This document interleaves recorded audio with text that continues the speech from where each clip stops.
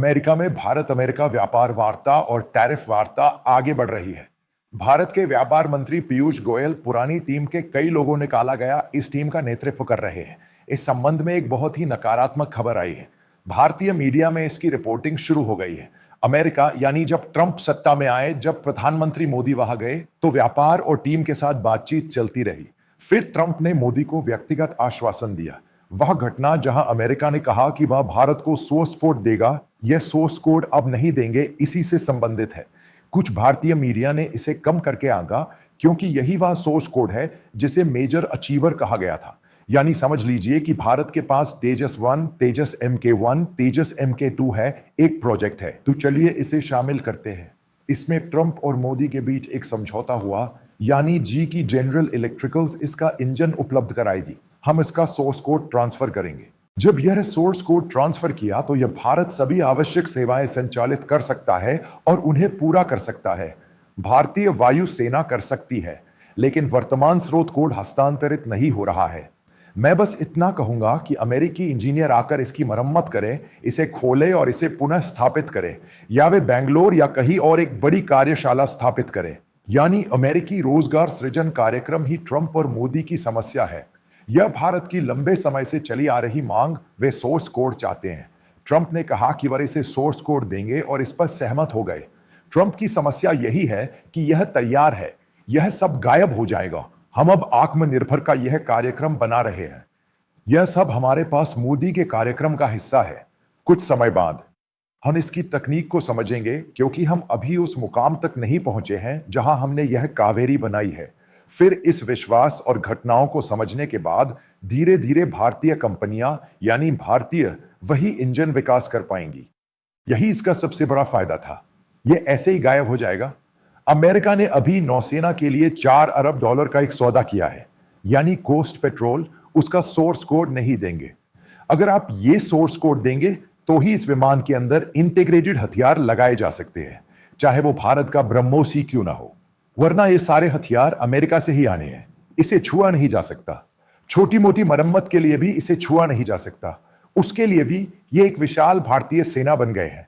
पहले तो मैं इस अमेरिकी टैरिफ का बहुत समर्थक था, लेकिन अगर वे कोड दे देंगे तो वह संतुष्ट हो जाएगा, क्योंकि कुछ समय बाद इन चीजों को अच्छी तरह से सीखने के बाद भारतीय इंजीनियर और भारतीय वायुसेना ये सब चीजें बना पाएंगे। हम भारत के हथियारों को इंटीग्रेट कर सकते हैं। इसी तरह MQ-9 नाम के ड्रोन अमेरिका से आ रहे हैं। हॉविस्ट गन पहले से ही तैयार है। शैनूक है, दूसरा बड़ा लंबा हेलीकॉप्टर अभी है। अपाचे आ गया है। इनमें से एक सोर्स कोड नहीं है। उन्होंने कहा कि वे ये सब देंगे। ये नाटो देश नहीं है जो वे इजराइल को देते हैं। वे एक गठबंधन सहयोगी है। इसी तरह उन्होंने कहा कि वे इसे भारत को देंगे। ये सब खत्म हो गया है। और फिर इस टैरिफ से जुड़ा एक बड़ा फायदा है। अमेरिका, आपने बिल्कुल वही कहा जो आप जान पाए। अगर आप चाहे तो इसे ले आए। यानी टैरिफ में संयुक्त राज्य अमेरिका ने भारत को पूरी तरह से बुलडोजर चला दिया है। इन सब का कारण हमारी विदेश नीति की विफलता है। ये तकनीक जो अच्छे संबंधों में थी, कुछ समय बाद भारत को दी जाती, इसे बनाया जा सकता था, ये सब खत्म हो गया है। यानी हमारे रक्षा क्षेत्र में जो सबसे ज्यादा प्रभावित है, आपको एक और बात जाननी चाहिए। वायुसेना और नौसेना, जिनका भारतीय रक्षा द्वारा सबसे ज्यादा उपयोग किया जाता है, साथ ही थल सेना भी इस सॉफ्टवेयर तकनीक का उपयोग कर रही है। भारत ये सब विकसित कर रहा है, इसे अमेरिका में डिजाइन कर रहा है, बेंगलोर और गुड़गांव में। इसे डिजाइन करने वाले सभी इंजीनियर भारतीय हैं, लेकिन वह भी वास्तव में भारतीय रक्षा द्वारा उपयोग किया जाता है। इसका सोर्स कोड भी उपलब्ध नहीं है। यानी जो सॉफ्टवेयर बना है, यानी ये घातक इमेज वगैरह, दुश्मन की लय कहाँ है, ये सब कौन जानता है। ये वो घटना है जिसका अंत में विश्लेषण किया जाता है। इस सॉफ्टवेयर में बहुत सी चीजें हैं, नेविगेशन है, बहुत सी चीजें हैं। यह नहीं दिया गया है। यानी अमेरिका मूल रूप से गुस्सा है। एक फोन आता है और मोदी 4 बार कहते हैं ये सब भारतीय मीडिया द्वारा गढ़ी गई कहानियां हैं। अमेरिका का 1% भी नीचे नहीं है। अमेरिका का हर कानून को सख्त बना है, यानी हर कोई बचाव में आएगा। आखिरकार H-1B ये बात सामने आ ही गई। आपको यह समझना चाहिए, पहले ये रोड ब्लॉक था और पहले ये इस टैरिफ से संबंधित था। अब अगला मजाक सुनते हैं। फ्रांस और भारत राफेल के बारे में बात कर रहे हैं। इस सौदे में यह स्पष्ट रूप से कहा गया था कि भारत में निर्माण करते समय तकनीक का हस्तांतरण होगा। जब वे टीओडी करते हैं तो वे राफेल का सोर्स कोड लेकर आते हैं और उसे अस्वीकार कर देते हैं, और ऐसा करने के लिए उन पर दबाव होता है क्योंकि इससे उनका व्यवस्था खत्म हो जाएगा। यानी कई देश भारत का विरोध कर रहे हैं। भारत को कोई चारा नहीं मिल रहा है। मैंने यही कहा था, हमें इस अमेरिका के साथ खिलवाड़ नहीं करना चाहिए। किसी भी तरह से वे हमें इस तरह से अस्वीकार कर देंगे।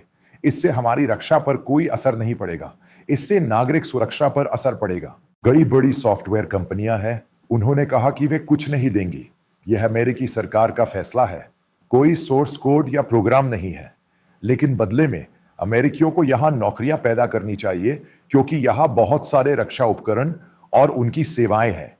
अगर कोई छोटी मोटी शिकायत की घटना होती है तो आप जानते हैं कि कैसे F-35 तिरुवनंतपुरम हवाई अड्डे पर पहुंचा, और उसके बाद उन्होंने इसे पहले गैरेज में नहीं रखा, और फिर जब उन्होंने इसे गैरेज में रखा तो भारतीयों को वहां से हटा दिया गया।